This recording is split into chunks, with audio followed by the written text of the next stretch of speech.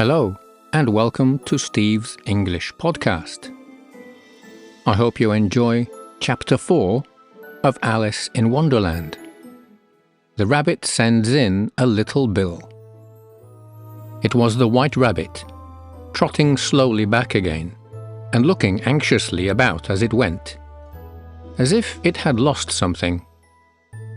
And she heard it muttering to itself, "The Duchess! The Duchess! Oh, my dear paws! Oh, my fur and whiskers! She'll get me executed, as sure as ferrets are ferrets. Where can I have dropped them, I wonder?" Alice guessed in a moment that it was looking for the fan and the pair of white kid gloves, and she very good-naturedly began hunting about for them. But they were nowhere to be seen. Everything seemed to have changed since her swim in the pool, and the great hall, with the glass table and the little door, had vanished completely. Very soon, the rabbit noticed Alice, as she went hunting about, and called out to her in an angry tone, "Why, Mary Ann, what are you doing out here? Run home this moment, and fetch me a pair of gloves and a fan. Quick now!" And Alice was so much frightened that she ran off at once in the direction it pointed to, without trying to explain the mistake it had made. "He took me for his housemaid," she said to herself as she ran. "How surprised he'll be when he finds out who I am! But I'd better take him his fan and gloves. That is, if I can find them." As she said this, she came upon a neat little house, on the door of which was a bright brass plate with the name W. Rabbit engraved upon it. She went in without knocking, and hurried upstairs, in great fear lest she should meet the real Mary Ann, and be turned out of the house before she had found the fan and gloves.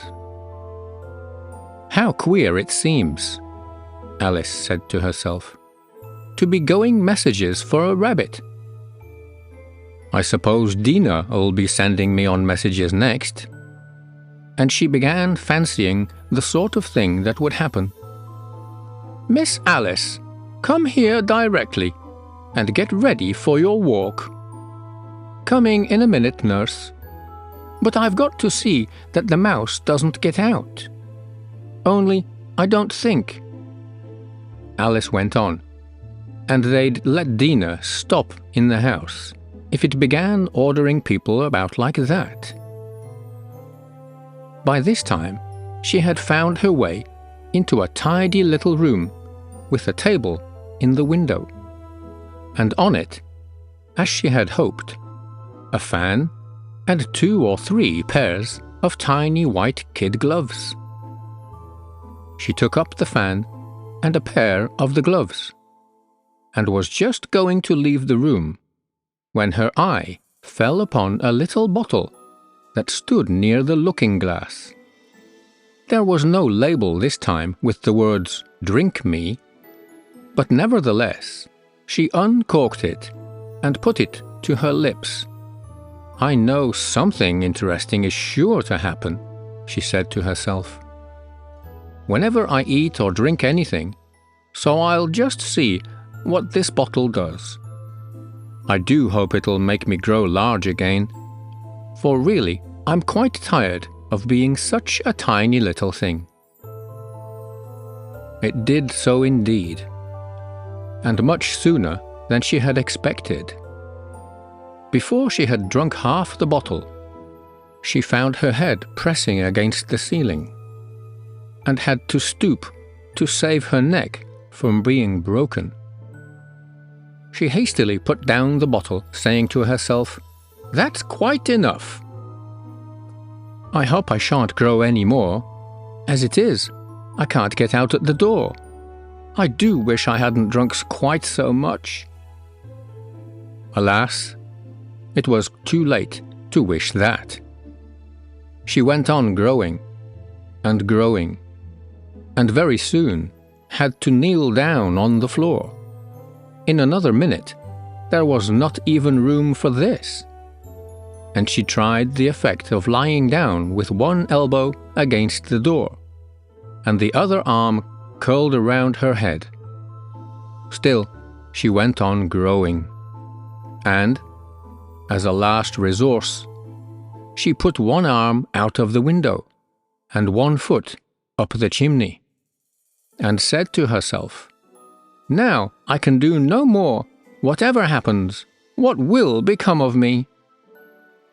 Luckily for Alice, the little magic bottle had now had its full effect, and she grew no larger. Still, it was very uncomfortable, and, as there seemed to be no sort of chance of her even getting out of the room again, no wonder she felt unhappy. It was much pleasanter at home, thought poor Alice, when one wasn't always growing larger and smaller and being ordered about by mice and rabbits. I almost wish I hadn't gone down that rabbit hole. And yet, it's rather curious, you know, this sort of life.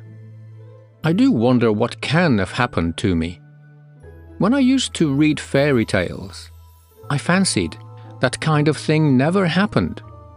And now here I am in the middle of one. There ought to be a book written about me. That there ought. And when I grow up, I'll write one. But I'm grown up now, she added in a sorrowful tone. At least there's no room to grow up any more here. But then, thought Alice, shall I never get any older than I am now? That'll be a comfort one way, never to be an old woman. But then, always to have lessons to learn. Oh, I shouldn't like that. "Oh, you foolish Alice," she answered herself. "How can you learn lessons in here? Why, there's hardly room for you, and no room at all for any lesson books." And so she went on, taking first one side and then the other, and making quite a conversation of it all together. But after a few minutes, she heard a voice outside, and stopped to listen. "Mary Ann! Mary Ann!" said the voice. "Fetch me my gloves this moment." Then came a little pattering of feet on the stairs. Alice knew it was the rabbit coming to look for her, and she trembled till she shook the house, quite forgetting that she was now about 1,000 times as large as the rabbit, and had no reason to be afraid of it. Presently, the rabbit came up to the door and tried to open it. But as the door opened inwards, and Alice's elbow was pressed hard against it, that attempt proved a failure. Alice heard it say to itself, "Then I'll go round and get in at the window." "That you won't," thought Alice, and, after waiting till she fancied she heard the rabbit just under the window, she suddenly spread out her hand and made a snatch in the air. She did not get hold of anything, but she heard a little shriek and a fall, and a crash of broken glass, from which she concluded that it was just possible it had fallen in a cucumber frame, or something of the sort. Next came an angry voice, the rabbit's. "Pat! Pat! Where are you?" And then a voice she had never heard before. "Sure, then I'm here, digging for apples, your honor." "Digging for apples, indeed," said the rabbit angrily. "Here, come and help me out of this." Sounds of more broken glass. Now tell me, Pat, what's that in the window? Sure, it's an arm, Your Honor. He pronounced it arm. An arm, you goose. Who ever saw one that size? Why, it fills the whole window. Sure, it does, Your Honor, but it's an arm for all that.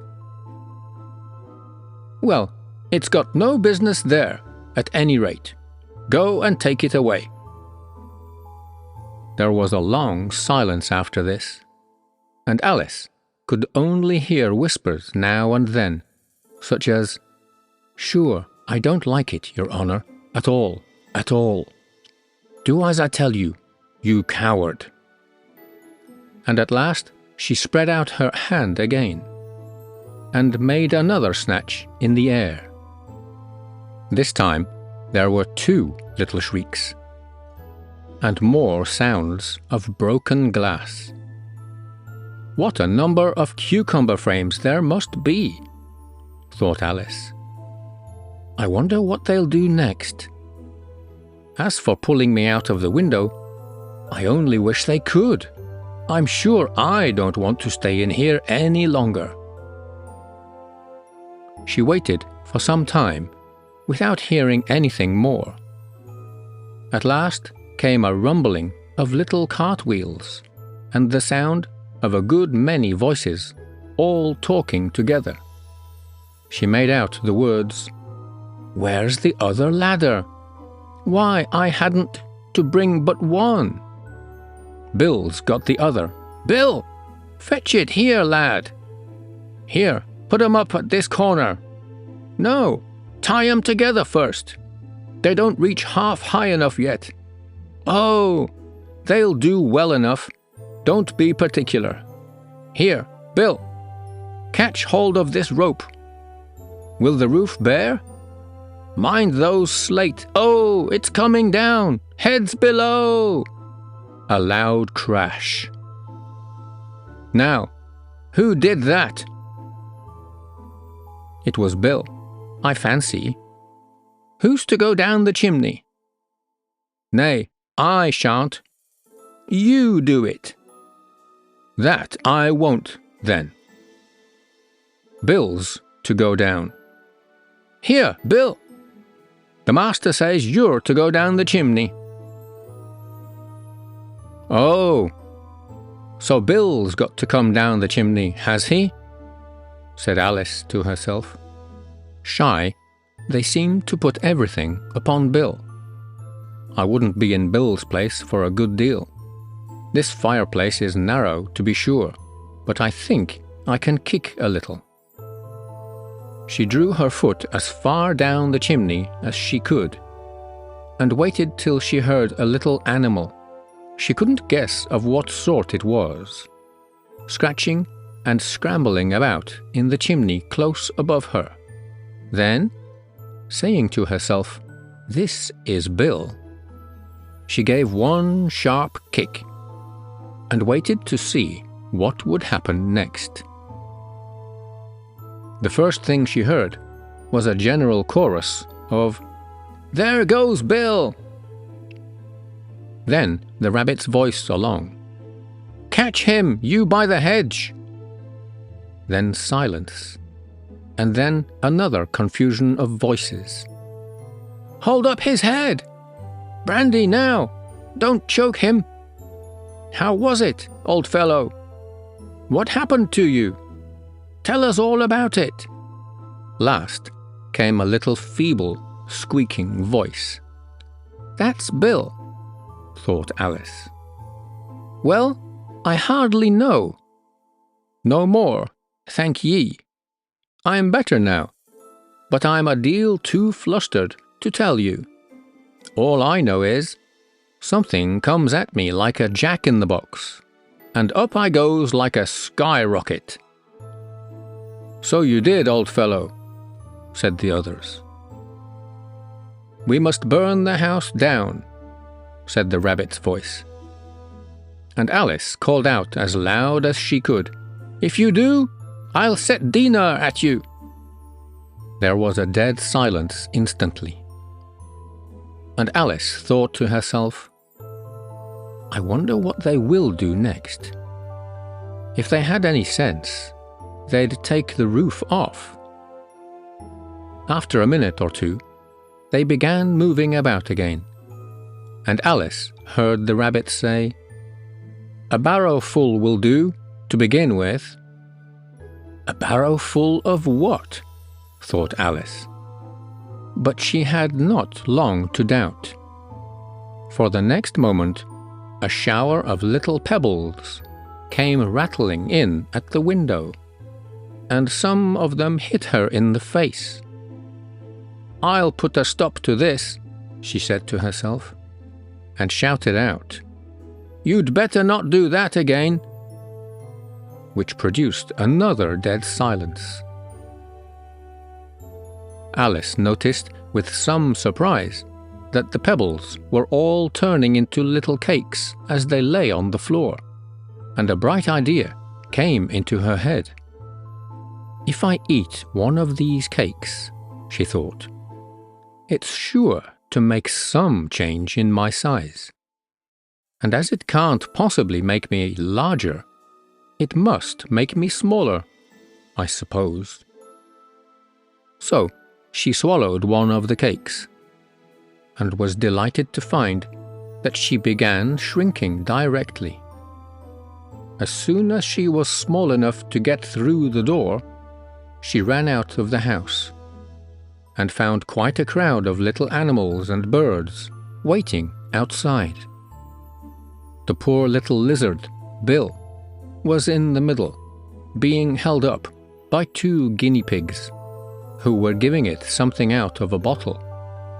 They all made a rush at Alice the moment she appeared, but she ran off as hard as she could, and soon found herself safe in a thick wood. The first thing I've got to do, said Alice to herself, as she wandered about in the wood, is to grow to my right size again. And the second thing is to find my way into that lovely garden. I think that will be the best plan. It sounded an excellent plan, no doubt, and very neatly and simply arranged. The only difficulty was that she had not the smallest idea how to set about it. And while she was peering about anxiously among the trees, a little sharp bark just over her head made her look up in a great hurry. An enormous puppy was looking down at her with large round eyes, and feebly stretching out one paw, trying to touch her.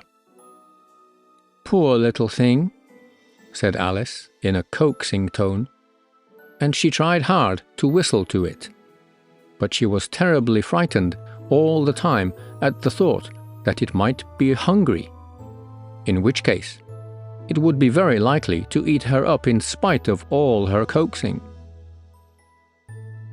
Hardly knowing what she did, she picked up a little bit of stick and held it out to the puppy, whereupon the puppy jumped into the air, off all its feet at once, with a yelp of delight, and rushed at the stick and made believe to worry it.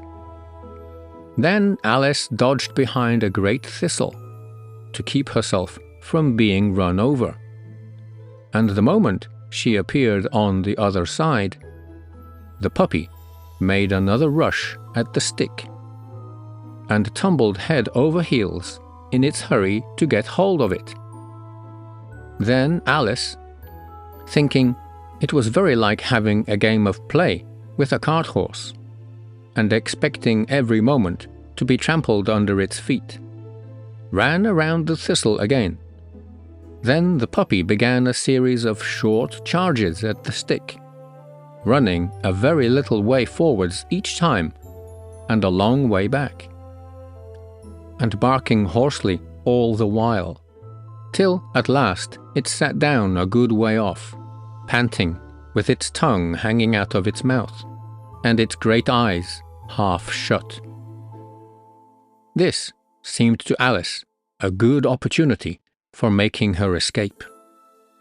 So she set off at once, and ran till she was quite tired and out of breath. And still the puppy's bark sounded quite faint in the distance. And yet what a dear little puppy it was, said Alice, as she leant against a buttercup to rest herself, and fanned herself with one of the leaves. I should have liked teaching it tricks very much, if I'd only been the right size to do it. Oh dear, I'd nearly forgotten that I've got to grow up again. Let me see, how is it to be managed? I suppose I ought to eat or drink something or other, but the great question is, what? The great question certainly was, what? Alice looked all around her at the flowers and the blades of grass, but she did not see anything that looked like the right thing to eat or drink under the circumstances. There was a large mushroom growing near her, about the same height as herself, and when she had looked under it, and on both sides of it, and behind it, it occurred to her that she might as well look and see what was on the top of it. She stretched herself up on tiptoe and peeped over the edge of the mushroom, and her eyes immediately met those of a large blue caterpillar that was sitting on the top with its arms folded, quietly smoking a long hookah and taking not the smallest notice of her or of anything else. And that brings us to the end of this episode of Alice in Wonderland. I hope you enjoyed this chapter. Don't forget to subscribe so you don't miss the next episode. See you all again soon. Bye.